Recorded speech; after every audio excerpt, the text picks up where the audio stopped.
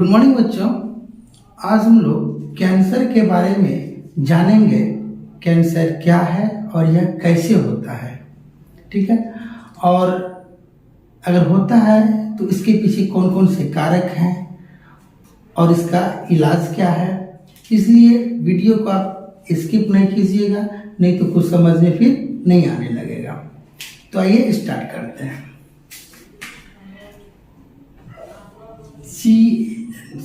Cancer मैंने लिखा हुआ यहाँ पे कैंसर। अब बात करते हैं कि कैंसर क्या है। तो एक्चुअली क्या होता है कि कैंसर अनियंत्रित कोशिका विभाजन को हम लोग कैंसर कहते हैं। क्या कहते हैं?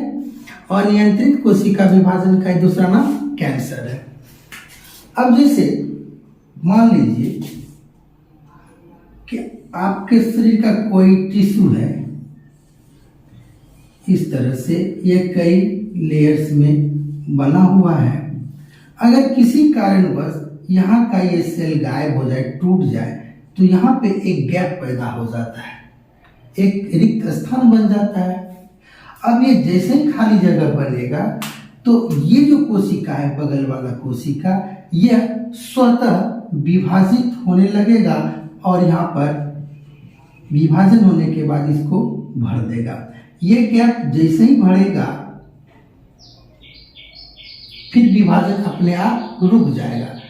लेकिन कैंसर के स्थिति में क्या होता है कि ये विभाजन होता रहेगा, ये विभाजन रुकता ही नहीं है, बल्कि ये अनियंत्रित तरीके से बढ़ता ही जाएगा। और इसका परिणाम ये होगा कि यहाँ पर कोशिकाओं का एक ढेर बन जाएगा, जिसको हम लोग क्या कहेंगे? ट्यूमर कहते हैं। क्या कहते हैं इसको? ट्यूमर कहते हैं। और यह फिर ट्यूमर शरीर के विभिन्न, ये फिर ट्यूमर की जो कोशिकाएं हैं, यहाँ से फिर फैल के शरीर के अन्य भागों में फैलना स्टार्ट हो जाता है। तब यह कैंसर का सबसे खतरनाक रूप कहलाता है। तो इस तरह से आपने समझा कि कैंसर कोशिका के द्वारा शरीर के विभिन्न भागों में फैल करके अलग अलग जगह पर फिर ट्यूमर बनाना, यह कैंसर का सबसे खतरनाक रूप है। अब इसको अगर हम लोग परिभाषित करें तो कैंसर क्या है, तो एक ही शब्द में बोलेंगे कि कोई भी जो सेल है, मान लीजिए सेल है, इस सेल का दो पॉइंट्स याद रखिएगा। अनकंट्रोल्ड प्रोलिफरेशन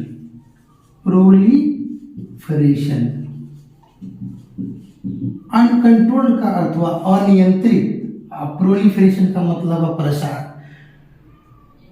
है ना। तो अनकंट्रोल्ड डिवीजन किसका होगा? सेल का, और उसका प्रसार होगा एक जगह से दूसरी जगह जब जाएगा, इसी स्थिति को हम लोग कैंसर कहते हैं।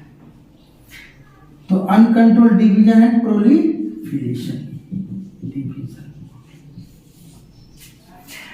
तो कोशिका का अनियंत्रित रूप से विभाजित होना और एक जगह से दूसरी जगह जाना क्या कहलाएगा? कैंसर कहलाएगा। या उसके आकृति में, ट्यूमर की आकृति में विस्तार होना कैंसर कहलाएगा। अब ये जानिए कि कैंसर होता क्यों है, कौन ऐसा कारक है जिसके कारण कैंसर होता है।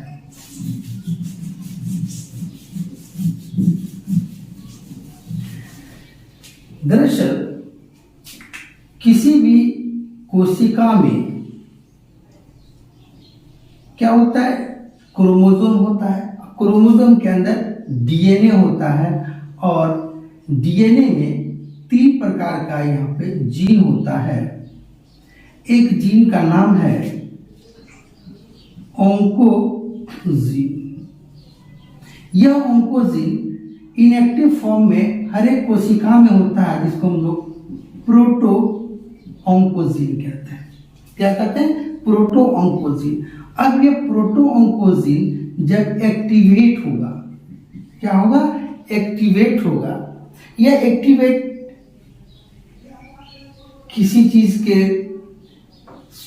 कटने से भी हो सकता है। मान लीजिए आपका ये स्किन है और यहाँ पर अगर छोटा सा कट लग जाए तो यहाँ पे बगल का जो कोशिका है स्वतः क्या करेगा, इस प्रोटो ऑन्कोजीन को एक्टिव करके इसको बदल देगा ऑन्कोजीन में, और फिर यह ऑन्कोजीन एक प्रोटीन बनाएगा जिसको कहते हैं ऑन्कोप्रोटीन, और यह ऑन्कोप्रोटीन इस सेल को सिग्नल देगा कि आप जो है वो तेजी से विभाजित कीजिए, और जिसके परिणाम स्वरूप यह सेल जो है 2 सेल में या 2 से अधिक सेल में यह विभाजित होता हुआ चला जाएगा। ठीक है, इसलिए कैंसर के स्टडी को हम लोग क्या कहते हैं? ऑन्कोलॉजी कहते हैं। कैंसर के स्टडी को ऑन्कोलॉजी कहते हैं। एक तो ये रीजन है कि सेल को एक्साइटेड करेगा कौन?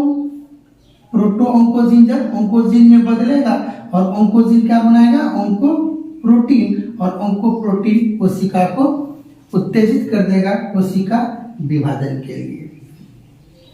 अब दूसरा जो यहाँ पे एक और जीन है, इस जीन को कहते हैं tumour suppressor gene. Tumour suppressor gene, ठीक है। तो ट्यूमर सप्रेसर जीन वैसे जीन को कहते हैं जो प्रोटो ऑन्कोजीन को क्या करता है? नेगेटिव सिग्नल देता है। नेगेटिव सिग्नल देने का अर्थ हुआ कि यह ऑन्कोजीन जो है इसको इनएक्टिव करेगा। कब?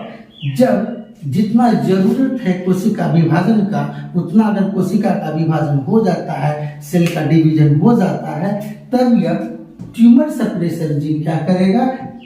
ऑन्कोजीन को इनएक्टिवेट कर देगा, जिससे सेल का डिवीजन रुक जाएगा। ठीक है।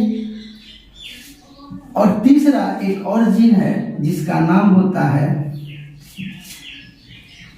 DNA repairing gene. जैसा कि नाम से ही पता चल रहा है कि डीएनए को क्या करता है? रिपेयर करता है। ठीक है। समय के साथ आदमी जब बूढ़ा होने लगता है तो उसमें उसके डीएनए में सेल डिवीजन के दौरान क्या हो सकता है? एरर आ सकता है, गलतियां हो सकती है, त्रुटि हो सकती है। तो इस त्रुटि को डीएनए रिपेयरिंग जीन क्या करता है? रिपेयर कर देता है। तो सेल जो है अपना एक निश्चित, संतुलित और ऑर्डरली मैनर में डिवाइड करता है, तब उसको हम लोग कैंसर नहीं कहते हैं। लेकिन कैंसर अब कैसे होगा? तो इस यह तीनों जीन क्या है? रिस्पॉन्सिबल है। इसको आप ऐसे समझिए, अगर एक कोई गाड़ी है, ठीक है, अगर कोई गाड़ी है तो गाड़ी में क्या क्या चीज जरूरी है? ब्रेक जरूरी है, एक्सीलेटर जरूरी है, और एक मैकेनिक की भी जरूरत होती है। ठीक है।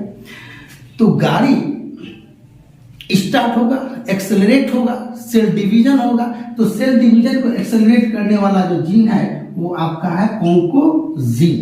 क्या है? ऑन्कोजीन। वो एक्सेलरेट किया, सेल को डिवाइड करने के लिए क्या मोटिवेट करता है। इसके द्वारा ये एक ऑन्कोप्रोटीन बनाता है, और ये ऑन्कोप्रोटीन सेल को सिग्नलाइज कर दिया। जब सेल का डिवीजन होने लगेगा, ठीक है, मान लीजिए यहाँ पर सेल का एक झुंड है और यहाँ पर ये सेल का भी झुंड है, मतलब ये टिश्यू है। ठीक है। और बीच का ये सेल किसी कारणवश डैमेज हो गया, जगह खाली हो गया, तो अब ये क्या करेगा कि दोनों बगल वाला सेल जो है ऑन्कोजीन के कारण सेल डिवीजन को रिज्यूम कर लेगा। सेल डिवीजन फिर से प्रारंभ हो जाएगा। तो यहाँ जो सेल है ये डिवाइड होकर आगे बढ़ेगा, इधर का भी सेल डिवाइड होकर आगे बढ़ेगा, इधर का भी आगे बढ़ेगा, इधर का भी आगे बढ़ेगा, और फिर एक समय ऐसा है कि दोनों सेल आपस में जुड़ जाएगा। यानी ये सेल और इस सेल, यह सेल जब दोनों आपस में जुड़ जाएगा तो यह जो गैप था, यह गैप पूरी तरह से भर गया। ठीक है। तो सेल जब एक दूसरे से जुड़ जाएगा, जब स्पेस नहीं बचेगा उस जगह पर, तो सेल अपने आप को डिवाइड करने से रोक देगा, और यह घटना कहलाता है कॉन्टैक्ट इनहिबिशन, निसंपर्क निषेध। ठीक है। तो अब ये क्या होगा, ये घाव भर जाएगा, बॉन्ड्स का हीलिंग हो जाएगा। लेकिन कैंसर की स्थिति में क्या होता है कि ये लगातार और भी टूटने लगेगा और भी बनने लगेगा, यानी कि गाड़ी में एक्सीलेटर अगर एक बार दे दिए तो एक्सीलेटर कम हो ही नहीं रहा है। ऐसा स्थिति को ही क्या कहेंगे, कैंसर कहेंगे। इसका अर्थ ये हुआ कि ये जो ऑन्कोजीन है, इस पर अब किसी भी प्रकार का दबाव या नियंत्रण खो दिया है। सेल खुद अपना नियंत्रण खो चुका है। तो ये जो कॉन्टैक्ट इनहिबिशन का जो फेनोमेना है, घटना है, इसको किसके द्वारा प्रेरित हुआ, तो tumour suppressor gene. Tumour suppressor gene का एक एग्जाम्पल है, उसका नाम है P53 जीन। तो P53 जीन जो है एक तरह का सेल का खुद एक गार्जियन है कि सेल को कब डिवाइड करना, सेल को कब डिवाइड नहीं करना। अगर इसके सिग्नल को ऑन्कोजीन नहीं मानने लगेगा, कहेगा कि नहीं आप हमको कह रहे रुकने के लिए, हम नहीं रुकेंगे। ठीक है। एक तरह का ये क्या है, ब्रेक है, ये ब्रेक लगा रहा है लेकिन गाड़ी रुक ही नहीं रहा है। तब सेल का जो ये P53 जीन है, इस सेल को क्या करेगा, एक सिग्नल देगा खुद से नष्ट हो जाने का। इसको हम लोग बोलते हैं एपोप्टोसिस। क्या कहते हैं, एपोप्टोसिस। तो पूछेंगे एपोप्टोसिस क्या है, तो प्रोग्राम्ड सेल डेथ को हम लोग क्या करते हैं, एपोप्टोसिस करते हैं। सेल जब आउट ऑफ कंट्रोल हो जाए, अपना नियंत्रण खुद पे खो दे, तो सेल को P53 जीन एक सिग्नल जारी करेगा, एक आदेश जारी करेगा, जिसके द्वारा क्या होगा, सेल खुद अपने आप को नष्ट कर लेगा, उड़ा डालेगा, फट जाएगा, खत्म हो जाएगा। एपोप्टोसिस होगा। तो एक तरह का ट्यूमर सप्रेसर जीन क्या है, अगर कोशिका एक गाड़ी है तो ट्यूमर सप्रेसर जीन क्या हो गया, ब्रेक हो गया। और ये ऑन्कोजीन जो है, जो पहले इनएक्टिव फॉर्म में रहता है, ये ऑन्कोजीन जो है क्या हो गया, एक्सीलरेटेड हो गया, बिना इसके सेल डिवीजन स्टार्ट नहीं होगा। ठीक है। और तीसरा बात, अगर मान लीजिए गाड़ी खराब हो जाता है तो गाड़ी आगे बढ़ेगा क्या, नहीं बढ़ेगा ना। तो गाड़ी जब आगे नहीं बढ़ेगा तो गाड़ी को मैकेनिक की जरूरत होगी। तो यहाँ पर जो डीएनए रिपेयरिंग जीन होता है, वो जहां पर भी एरर है, कहीं अगर गलती है, तो इसको यह सुधार देता है। अगर इससे अगर नहीं सुधरेगा तो यह क्या करेगा, ट्यूमर सप्रेसर जीन जो है की मदद से इस डीएनए को नष्ट कर देगा, खत्म कर देगा, और सेल खत्म हो जाएगा। ठीक है।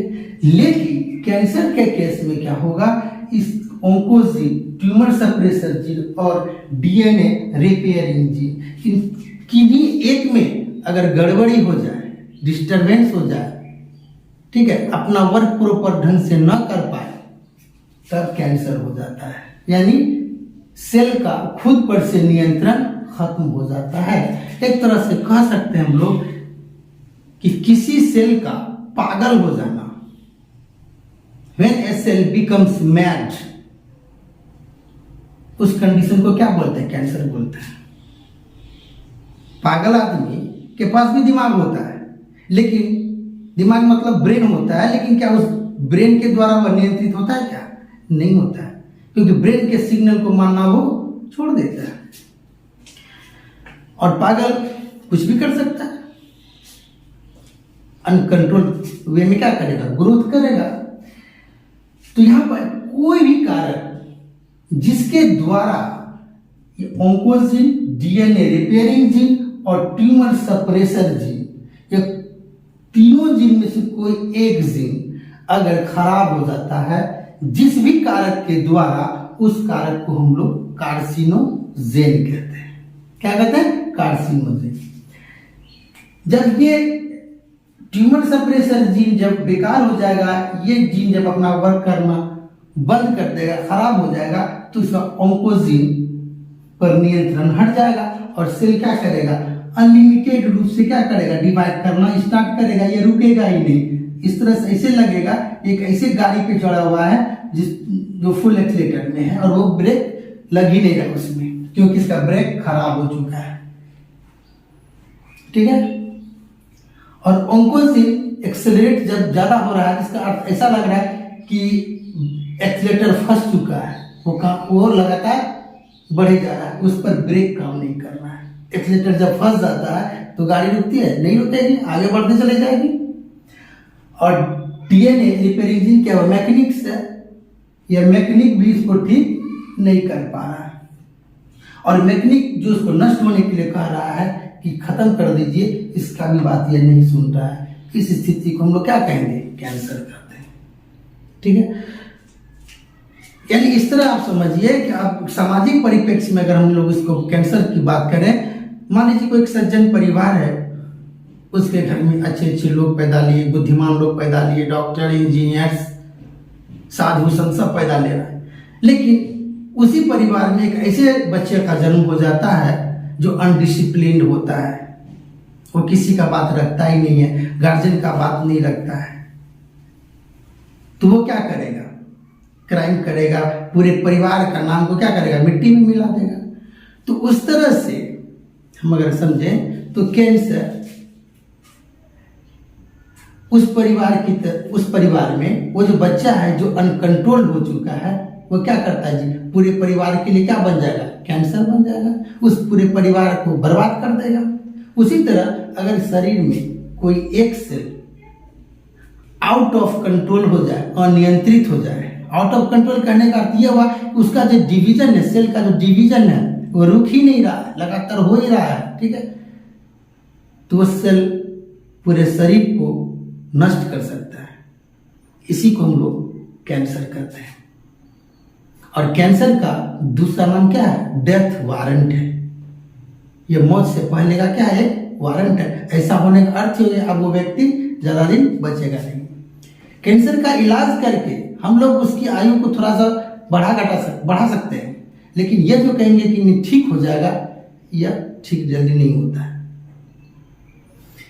तो अभी तक आपने जो समझा कि कैंसर का जीन कंट्रोल, कि कैंसर खुद जो भी कोशिका है वो खुद कैसे नियंत्रित होता है, और अगर इन तीनों का नियंत्रण खत्म हो जाए, ऑन्कोजीन का, डीएनए रिपेयरिंग जीन का और ट्यूमर सप्रेसर जीन का, तो कोशिका पागल हो जाएगा, मैड हो जाएगा और वो अनियंत्रित विभाजित होगा। अब इसको हम लोग परिभाषित कर लेते हैं, लिख लेते हैं किस तरह से क्वेश्चन पूछा जाता है। तो यहां पे लिखिए जैसे कैंसर, तो कैंसर का डिफिनेशन क्या होगा, तो लिखेंगे uncontrolled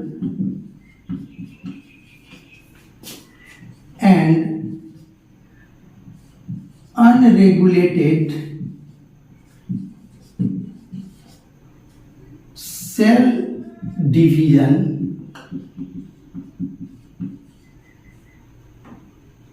that goes off out of track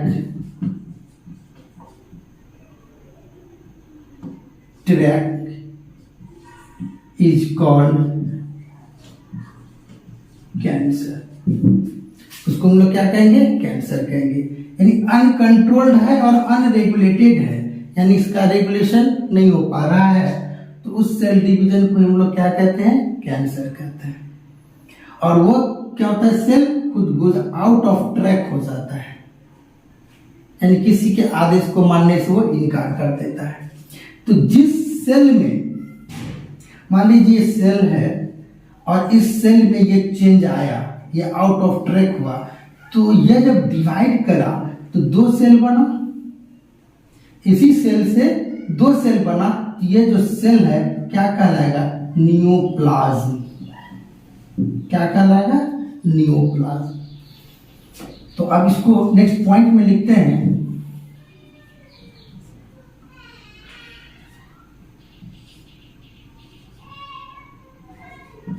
cancerous cells forms it's replica. Replica का अर्थ हुआ कि अपना कॉपी तैयार करता है। And this is called neoplasm. तो नियोप्लाज्म भी क्या है? यह कैंसर सेल ही है। नियोप्लाज्म क्या है? कैंसर। जो सेल आउट ऑफ ट्रैक्ट हो गया, अब वह सेल जब डिवाइड करके जो सेल बना रहा है, और वही क्या कह रहा है? कैंसर सेल को हम लोग क्या कहते हैं? नियोप्लाज्म। और इस नियोप्लाज्म का जो झुंड तैयार होगा, है ना, तो इस झुंड को हम लोग क्या कहेंगे? ट्यूमर कहेंगे। इस झुंड को हम लोग ट्यूमर कहते हैं। और एक पॉइंट लिखवा देते हैं कि चूंकि कैंसर का संबंध ऑन्कोजीन से है, इसलिए a study of cancer is called oncology. क्या कहते हैं? कैंसर के स्टडी को ऑन्कोलॉजी कहते हैं। अब आगे और पॉइंट्स लिखाते हैं, फिर उस पर हम लोग चर्चा करते हैं। नेक्स्ट पॉइंट है cancer causing agent is called carcinogen. Carcinogen. ये अगर एग्जाम में है कि कार्सिनोजेन क्या है, तो उसका आंसर लिखिएगा कि वह कारक जिसके द्वारा कैंसर उत्पन्न होता है, उसको हम लोग क्या कहते हैं? कार्सिनोजेन, या कैंसर जन्य इसको हिंदी में बोलते हैं। तो कार्सिनोजेन क्या करता है कि ऑन्कोजीन, ट्यूमर सप्रेसर जीन, या फिर डीएनए रिपेयरिंग जीन, इन तीनों में से किसी एक को क्या करेगा? उसमें म्यूटेशन कर देगा, उसमें बदलाव ला देगा। उस जीन में क्या करेगा? बदलाव ला देगा। और बदलाव लाने के कारण क्या होगा कि सेल का जो खुद का जो नियंत्रण करने का जो सिस्टम है, मैकेनिज्म है, वो डिस्टर्ब हो जाएगा। और इसी डिस्टर्बेंस को तो हम क्या कहते हैं? कैंसर कहते हैं। तो ये जो कार्सिनोजेन है, क्या ये कार्सिनोजेन जिसके कारण कैंसर उत्पन्न होता है, जो कैंसर उत्पन्न करवाता है, यह 3 टाइप का होता है। एक हो जाएगा फिजिकल कार्सिनोजेन, दूसरा है केमिकल कार्सिनोजेन, और तीसरा है बायोलॉजिकल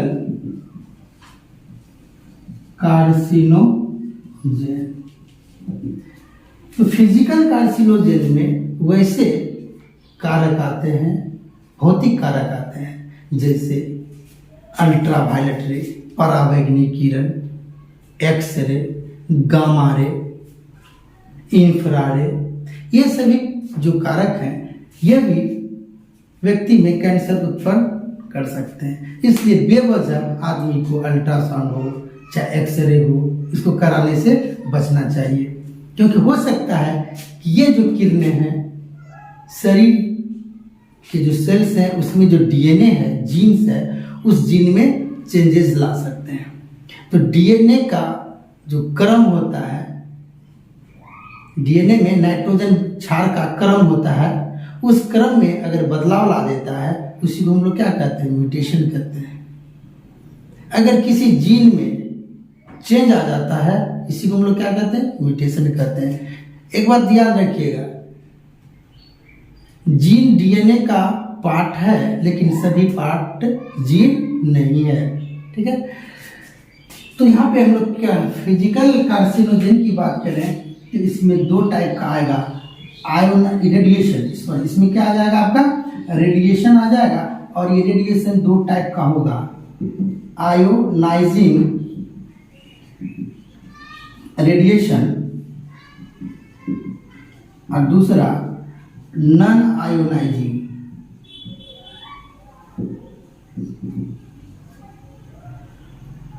तो आयोनाइजिंग रेडिएशन का एग्जांपल ये नीट के एग्जाम में भी कई बार पूछा गया है, इसमें एक्सरे और गामा रे।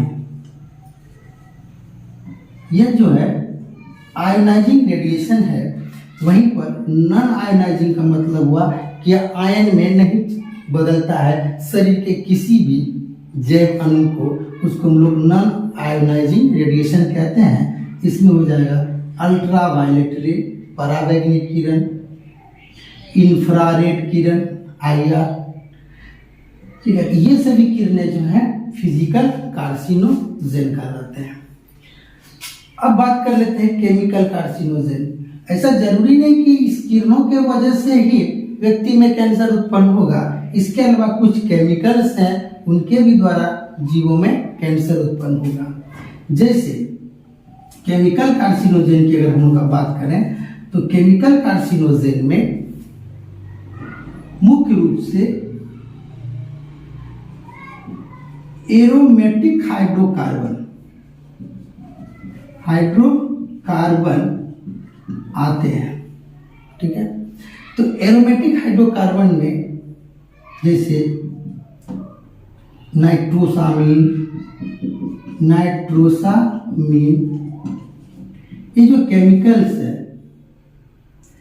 उसके अलावा एक तो नाइट्रोसामीन है, दूसरा पेस्टिसाइड्स, जो केमिकल हम लोग इंसेक्ट को फसलों में खत्म करने के लिए छिड़काव करते हैं, उसी को तो हम लोग इंसेक्टिसाइड कीटनाशक बोलते हैं, वो भी व्यक्ति में कैंसर उत्पन्न कर सकता है, ठीक है। उसके अलावा बायोलॉजिकल कार्सिनोजेन की बात किया जाए तो इसमें कुछ बैक्टीरिया होते हैं, कुछ वायरस भी होते हैं। अगर वायरस की बात किया जाए तो एक वायरस है जिसका नाम है पेपिलोमा वायरस, और ये पेपिलोमा वायरस आपको जान के आश्चर्य होगा कि ये पेपिलोमा वायरस आज के डेट में ग्रामीण क्षेत्रों में सर्विकल कैंसर यानी बच्चेदानी का जो कैंसर होता है उसके लिए यह वायरस जिम्मेवार होता है। उसके अलावा अगर हम लोग कुछ बैक्टीरिया की बात करें, एक बैक्टीरिया है हेलिकोबैक्टर पाइलोरी।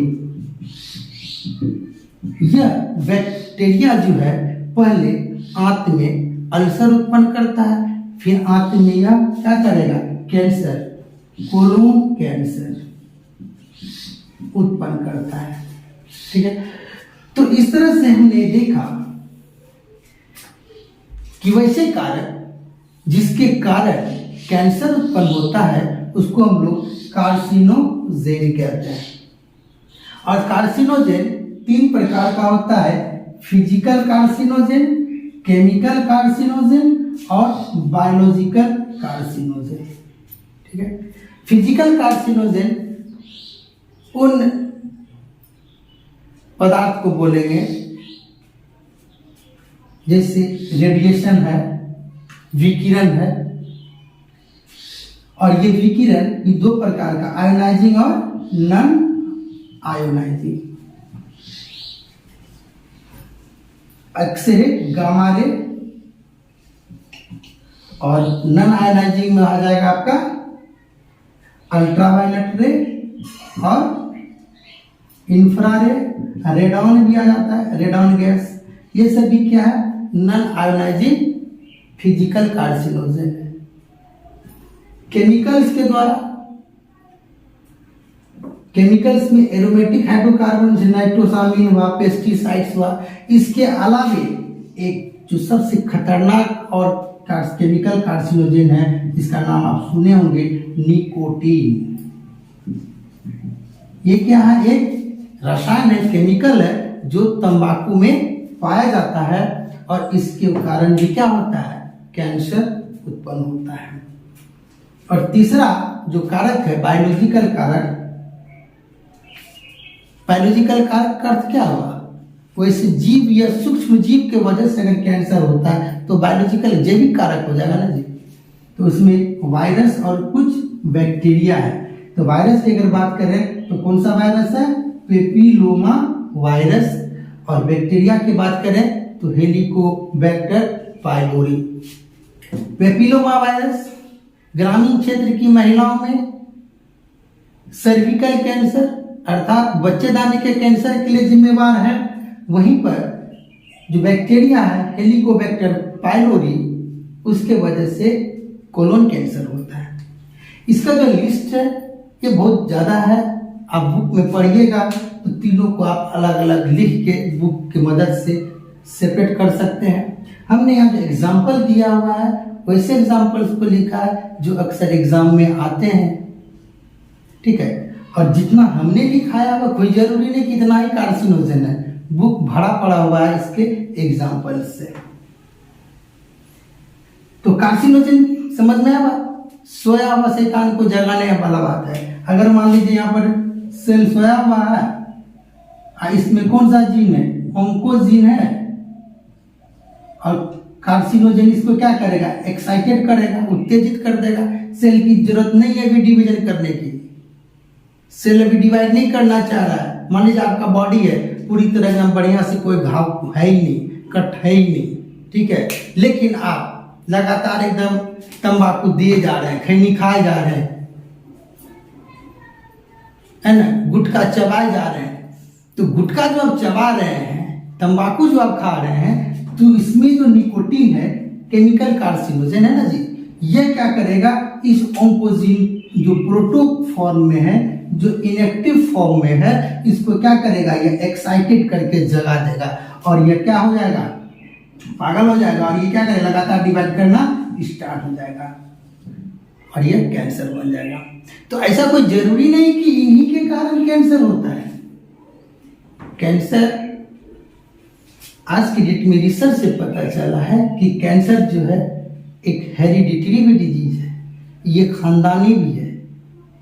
अगर उसके परिवार में किसी को कैंसर है तो उस व्यक्ति में कैंसर होने की संभावना बढ़ जाती है, क्योंकि उसमें प्रोटो ऑन्कोजीन के अलावा ये ऑन्कोजीन प्रेजेंट होगा जो कभी भी सेल डिवीजन को स्टार्ट कर देगा। लेकिन ये कब करेगा? जनरली देखिए कि कैंसर जो होता है वो ओल्ड एज में होता है, 40 प्लस में होता है, लेकिन रेयर केस में भले भी हो जाता है। तो इसलिए होता है कि जब हमारा जो सेल डैमेज होता है तो हमारा इम्यून सिस्टम उसको नष्ट करता है, लेकिन इम्यूनिटी के कम होने के कारण क्या होता है कि उसको डैमेज सेल जो है उसको डिस्पोज नहीं कर पाता है, जिसके कारण क्या होता है? वो कैंसर उत्पन्न कर देता है। अब हम लोग अगले क्लास में पढ़ेंगे कि कैंसर अगर होता है तो उसकी क्या जांच है, उसको कैसे जांचा जाता है, फिर उसका क्या इलाज है, ठीक है। और एक संक्षेप में अभी हम आपको फिर एक फ्लो चार्ट के द्वारा बता देते हैं कि टोटल जितना बात बताया है हो सके तो आप उसको उतार लीजिएगा, जो आपको एग्जाम में क्विक रिवीजन में मदद करेगा। जैसा कि यहाँ पे मैंने लिखा कैंसर, तो इसी को यहाँ शॉर्ट में लिखिए, uncontrolled cell division due to failure of self-regulatory system of cell, ठीक है। कैंसर क्या है? अनकंट्रोल्ड सेल डिवीजन है, और ऐसा कब होता है? जब खुद को नियंत्रित करने वाला जो सिस्टम होता है सेल का वो फेल हो जाता है, तब ऐसा होता है। और दूसरा बात बताया कि इसमें जो कैंसर के लिए जो रिस्पॉन्सिबल जीन है रेस्पॉन्सिबल जीन का मैंने चर्चा किया है। इसमें मैंने 3 जीन के बारे में बताया है। ऑन्कोजीन, दूसरा ट्यूमर सप्रेसर जीन, और तीसरा डीएनए रिपेयर जीन। ये तीनों जीन के खराबी के कारण कैंसर होगा। और ये कैंसर जो उत्पन्न होता है ये किसके कारण होगा? तो एक केमिकल्स के कारण होगा, जिसको हम लोग क्या बोलते हैं? कार्सिनोजेन। तो ये कार्सिनोजेन ये क्या करेगा? इंड्यूस करेगा, कॉज करेगा। क्या कॉज करता है? कार्सिनोजेन ही कॉज करता है आपको कैंसर। और ये कार्सिनोजेन क्या है? 3 टाइप का मैंने बताया है। एक है फिजिकल कार्सिनोजेन, दूसरा केमिकल कार्सिनोजेन, और तीसरा बायोलॉजिकल कार्सिनोजेन। इसका एग्जाम्पल मैंने बताया कि बायोलॉजिकल का पेपिलोमा वायरस और हेलिकोबैक्टर पाइलोरी बैक्टीरिया। केमिकल में याद रखिएगा आप निकोटीन। और फिजिकल कार्सिनोजेन में एक्सरे, गामा रे, इंफ्रारेड, ये सभी किरण आ जाएगा। इतनी बात को मैंने बताया। और कैंसर का जो सेल है, इस सेल्स को हम लोग क्या बताया? न्यूप्लाज्म। इसका जो ग्रुप होता है इसको हम लोग न्यूप्लाज्म कहते हैं। और न्यूप्लाज्म ही क्या करता है? एग्रीगेट होता है और एक जगह ये क्या बनाता है? ट्यूमर बनाता है। न्यूप्लाज्म का जो ग्रुप होगा, समूह होगा, ये क्या बनाएगा? ट्यूमर बनाएगा। और आगे जान लीजिए कि ये ट्यूमर जो होता है 2 प्रकार का होता है। एक बेनाइन ट्यूमर और दूसरा होता है malignant tumour. Tumour benign tumour और मैलिग्नेंट ट्यूमर। बेनाइन ट्यूमर उस ट्यूमर को कहते हैं कि अगर यहाँ पर सेल का अगर एक ग्रुप बना है, ट्यूमर है, और इसके चारों साइड अगर किसी प्रोटीनस शीथ का कवरिंग हो जाए, है ना, तो इसको हम लोग क्या बोलेंगे? कैप्सूल। क्या बोलेंगे? कैप्सूल। तो कैप्सुलेटेड ट्यूमर को हम लोग बेनाइन ट्यूमर कहते हैं। यह खतरनाक नहीं होता है। आपके बॉडी में उगने वाला हर उभार, हर गांठ ट्यूमर नहीं होता है। सॉरी, ट्यूमर नहीं, कैंसर नहीं होता है। कैंसर का पहचान का नियम है कि उसमें चेंज आता रहेगा। अगर साइज है उसका धीरे धीरे बढ़ेगा, कलर उसका चेंज होगा। अगर किसी व्यक्ति का मस्सा, तिल वगैरह में अगर कोई चेंज आता रहता है, उसका आकार बढ़ता रहता है, तो हो सकता है वो ट्यूमर मैलिग्नेंट ट्यूमर में कन्वर्ट हो रहा है। वही ट्यूमर कैंसर कॉज करता है। और ये मैलिग्नेंट जो ट्यूमर है, यही एक्चुअली में क्या है? जानलेवा है, फैटल है। ठीक है। और इसका जो सेल होता है कैंसर सेल का, इसका कुछ प्रॉपर्टीज होता है।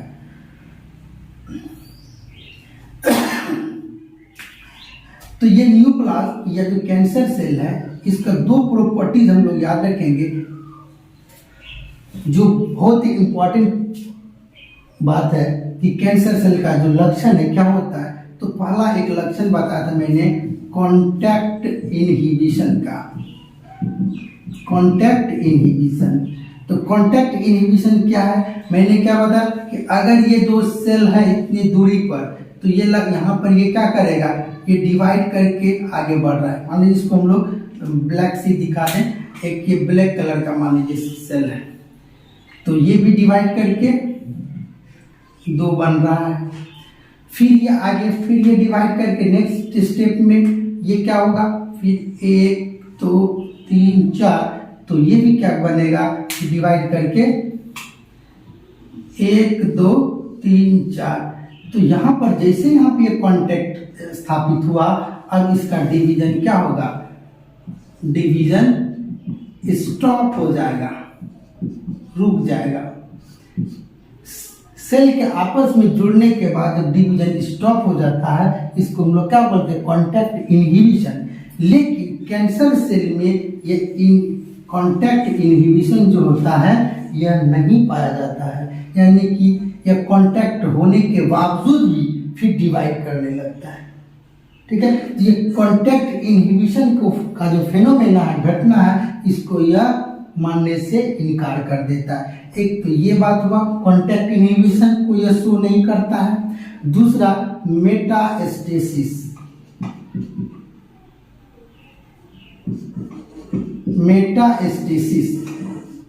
यह मेटास्टेसिस को शो करता है।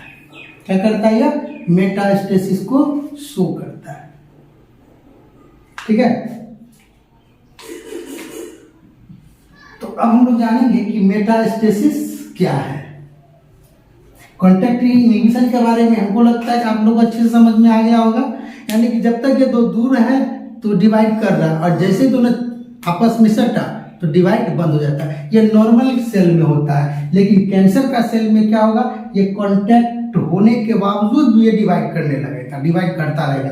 तो ये कॉन्टैक्ट इनहिबिशन को शो करेगा कि नहीं करेगा जी, नहीं करेगा। ये कॉन्टैक्ट इनहिबिशन नो, यानी इसमें एब्सेंट हो जाएगा, कॉन्टैक्ट इनहिबिशन इसमें एब्सेंट हो जाएगा। और मेटास्टेसिस अब बताते हैं क्या होता है, कि जब ट्यूमर जो होता है, मान लीजिए यहाँ पे बता रहे कि ये नॉर्मल सेल था और तीसरा नॉर्मल सेल है, ठीक है, और इसके नीचे ये ब्लड का पाइप है, ब्लड का ये पाइप है, यानी ब्लड कैपिलरीज आप इसको कहिए। ठीक है, अब यहाँ पे सेल डिवीजन अनकंट्रोल्ड हुआ और यहाँ पे ग्रुप ऑफ सेल बनाया बहुत सारा, यह डिवाइड कर ही रहा है। ठीक है, तो ये डिवाइड करते करते क्या बना लिया जी, ट्यूमर बना लिया है, और ये डिवाइड हर डायरेक्शन में हो रहा है। तो इसमें एक इन्वेशन का क्षमता हुआ। अब ये क्या करेगा कि जब कैंसर जब ट्यूमर बन जाएगा तो बगल के जो सेल्स है, जो टिश्यू है, इसमें ये प्रेशर लगाने लगेगा, तोड़ना स्टार्ट कर देगा। जगह नहीं मिलेगा तो क्या करेगा जी, बगल का जो टिश्यू उसको तोड़ेगा ना, जिसके वजह से मरीज को दर्द होगा। ठीक है, मरीज को दर्द होगा और यह इसको छेदते हुए, बोर करते हुए प्रवेश करने लगेगा। ठीक है, यानी कभी कभी तो ऐसा देखा गया है कि अगर किसी को पेट का कैंसर है तो वो छेद करते हुए वो कैंसर का सेल जो है वो कहाँ पहुंच जाता है, यूरिनरी ब्लैडर में पहुंच जाता है, ब्रेन में भी पहुंच सकता है।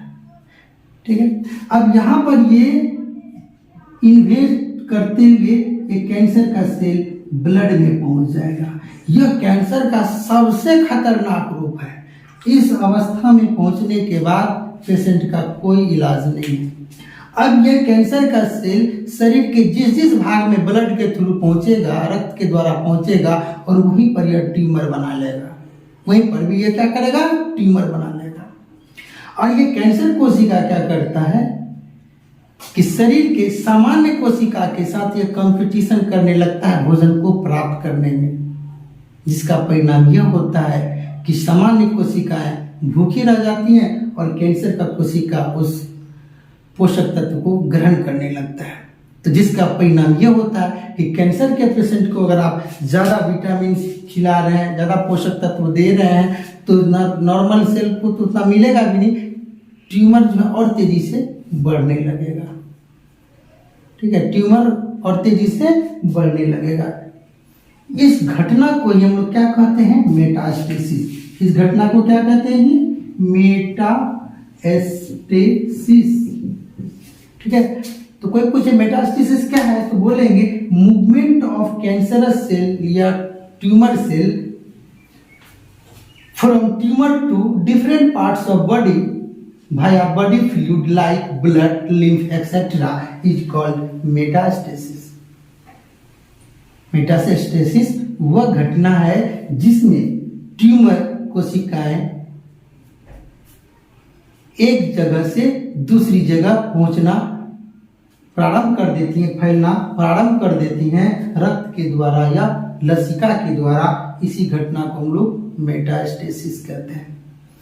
तो यहाँ पर ये जो ट्यूमर का जो कोशिका होगा, सेल होगा, न्यूप्लाज्म होगा, ये क्या शो करेगा? मेटास्टेसिस।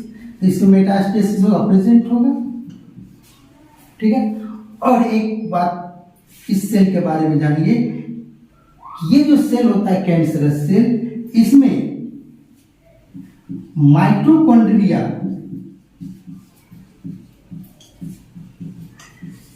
और लाइसोसोम दो सेल ऑर्गेनेली है। माइटोकॉन्ड्रिया लेस हो जाएगा और लाइसोसोम मोर होता है इसमें, ये भी बात याद रखिएगा। लाइसोसोम ज्यादा होता है। लाइसोसोम को हम लोग क्या कहते हैं जी? Digestive system of cell. जितना भी पोषक तत्व लेगा इसको बहुत तेजी से कंज्यूम करने लगे। लेकिन माइटोकॉन्ड्रिया कम रहने के कारण ये एनर्जी प्रोडक्शन नहीं करता है।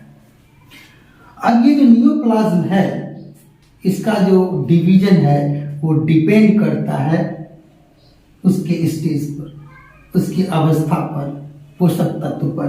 साधारणतः कोई भी सेल, एक सेल दो सेल में जो कन्वर्ट होता है ये 24 घंटा लेता है, 24 आवर, ठीक है। लेकिन कैंसरस सेल जब ये बदल जाता है, ये कैंसर की कोशिका में अगर ये बदल जाए तो ये हो सकता है कि 12 घंटा में हो जाए, 14 घंटा में हो जाए, यहाँ तक कि आधे घंटे में भी 1 से 2 बना सकता है। तो सोचिए ये कैंसर कितना खतरनाक रूप से शरीर को नष्ट कर देगा। तो व्यक्ति की मौत, कैंसर एक सिम्टम का नाम है, यानी 100 तरह का लक्षण उत्पन्न करेगा अलग अलग अंग के साथ, और इसी लक्षण का ही नाम क्या है? कैंसर है। लंग्स में होगा, फेफड़ा में होगा तो फेफड़ा से संबंधित समस्या को उत्पन्न करेगा, लीवर में होगा तो लीवर को नष्ट कर देगा, ठीक है। तो उम्मीद करते हैं कि आप लोगों को इस कैंसर के बारे में अच्छे से अभी तक जो मैंने बताया है वो समझ में आ गया होगा। इसमें आपको जो याद करने वाला बात है, जो दिमाग में रखना एग्जाम पॉइंट ऑफ व्यू से, कि कैंसर, ये आएगा एग्जाम में, कैंसर सेल और नॉर्मल सेल में क्या डिफरेंस है। मैंने अभी बताया कि कैंसरस सेल कॉन्टैक्ट इनहिबिशन को, स्पर्श संबंधन का जो घटना होता है इसको संपर्क निषेधन कहते हैं। यह घटना नहीं होता है कैंसर सेल में, जबकि सामान्य सेल में यह घटना होती है। फिर मेटास्टेसिस की जो घटना है वो सामान्य कोशिका में नहीं होगा, कैंसर कोशिका में होगा। और एक घटना और बताया था मैंने, इसका नाम है इन्वेशन। इन्वेशन कौन सा घटना? इन्वेशन का, निच्छेद करने का। तो कैंसर का जो कोशिका है टिश्यू को क्या करता है? ब्रेक करते हुए अंदर की ओर धंसता चला जाता है अपनी संख्या को बढ़ाते हुए। इसी घटना को क्या बोलते हैं? इन्वेशन। तो कैंसर कोशिका में इन्वेशन का गुण होता है, मेटास्टेसिस भी होता है, कॉन्टैक्ट इनहिबिशन नहीं होता है। माइटोकॉन्ड्रिया ज्यादा होता है, कम होता है, और लाइसोसोम ज्यादा होता है। और ये ट्यूमर जो होता है, जो बनाता है ये ट्यूमर, तो दो होगा, बेनाइन ट्यूमर और मैलिग्नेंट ट्यूमर। मैलिग्नेंट ट्यूमर को हम लोग एक्चुअल में कैंसर कहते हैं। और यह जो ट्यूमर होगा कई टाइप का होगा। अगर एपिथेलियल सेल में होगा तो इसको कार्सिनोमा कहेंगे। अगर ये एपिथेलियल सेल में होगा तो इसको क्या कहेंगे? कार्सिनोमा कहेंगे। कुछ जगह कार्सिनोमा किसे कहते हैं? एपिथेलियल ऊतक में होने वाला जो कैंसर है, जैसे ब्रेस्ट कैंसर हुआ, गले का कैंसर हुआ, ये सब कार्सिनोमा कहलाएगा, ठीक है। वहीं पर अगर कनेक्टिव टिश्यू में अगर होगा तो वो सार्कोमा कहलाएगा, सार्कोमा कहलाएगा। और अगर ब्लड में हो या फिर लिम्फ में हो तो उस तरह से ब्लड में होगा तो ल्यूकेमिया कहलाएगा। ल्यूकेमिया ब्लड कैंसर को कहते हैं। हड्डी में होगा तो ओस्टियोमा हो जाएगा, लिम्फ में होगा तो लिम्फोमा हो जाएगा। तो इस पर हम लोग आगे और ज़्यादा डिटेल्स में बात करेंगे। आज आप लोग मैलिग्नेंट ट्यूमर तक रखिए कि मैलिग्नेंट ट्यूमर वह ट्यूमर है जिसमें ट्यूमर की कोशिकाएं मेटास्टेसिस को प्रदर्शित करती हैं, कॉन्टैक्ट इनहिबिशन को दिखाता है और उसमें इन्वेजन का गुण आ जाता है। इसको हम लोग मैलिग्नेंट ट्यूमर कहते हैं, जानलेवा ट्यूमर कहते हैं। और साधारण ट्यूमर जो इनकैप्सुलेटेड होता है, जिसमें कैप्सूल पाया जाता है, उसको हम लोग बेनाइन ट्यूमर कहते हैं। लेकिन ये कोई जरूरी नहीं है कि हर बेनाइन ट्यूमर जो है मैलिग्नेंट हो जाए, ठीक है। लेकिन कभी कभी ये जो है बेनाइन ट्यूमर भी मैलिग्नेंट में कन्वर्ट हो जाता है। तब तक के लिए आप लोग इतना ही, और आगे क्लास में हम लोग बात करेंगे। वीडियो अगर अच्छा लगा हो तो इसको ज़्यादा से ज़्यादा फेसबुक और इंस्टाग्राम पर आप लोग शेयर कीजिए। थैंक यू, अगले क्लास में मिलते हैं, ठीक है।